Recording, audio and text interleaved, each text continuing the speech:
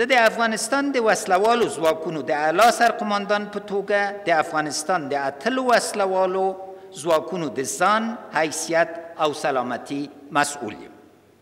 زه د ملي اردو، ملي پولیس او ملي امنیت د بې دریغه قربانیانو قدرداني کوم او ژمنه کوم چې د دې بنسټونو د تقویې او لا مسلکي توب لپاره به له هیڅ ډول هڅو مخه ونه ګرځو. ملي یووالي حکومت ته سیاسي لیږد په داسې حال کې ترسره شو چې هیواد باید ټول امنیتي مسؤلیتونه په یوازې منلي وای. ملي وحدت حکومت وکولی شوای په مدبرانه رهبرۍ سره په بریالي ډول د مسؤلیت له دې سترپیټې راووځي.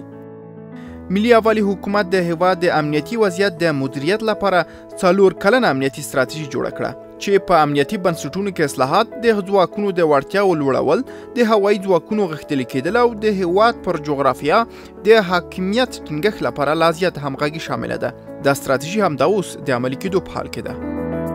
په وروستیو کلونو کې د دښمنانو له پروګرامونو یو دا و چې افغانستان په 2 بیلو برخو وویشي چې د حکومت لخوا د پوځي عملیاتو په طرح او ترسره کېدو د هغوی دغه پروګرام له منځه یوړل شو.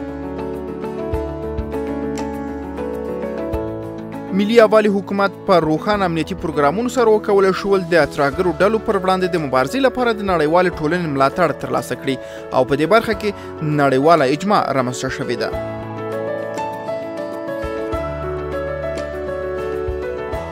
پر ورځنۍ ټکنالوژۍ سمبال جنګي او ترانسپورتي الوتکو سره د هیواد د هوایي ځواک بیا تجهیز او رغونه د هیواد د ملي ځواکونو د ځان بسیاینې لپاره یو له حیاتي اقداماتو څخه دی.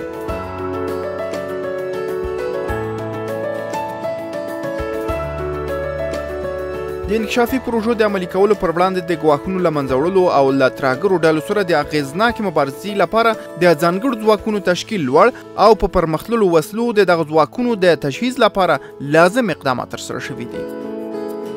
په امنیتي سکتور کې اصلاحات ترسره شوي او د دې سکتور د مدیریتي وضعیت د ښه کېدو هڅې روانې دي. د دوست او دښمن روښانه تعریف د امنیتي او دفاعي ځواکونو د ملاتړ لپاره ملي اجماع رامنځته کړې. له دفاعي او امنیتي ځواکونو او د شهیدانو له وارثینو د ملي یووالي حکومت د مشرتابه قاطع ملاتړ د دښمن پر وړاندې د ځواکونو مورال لوړ کړی دی.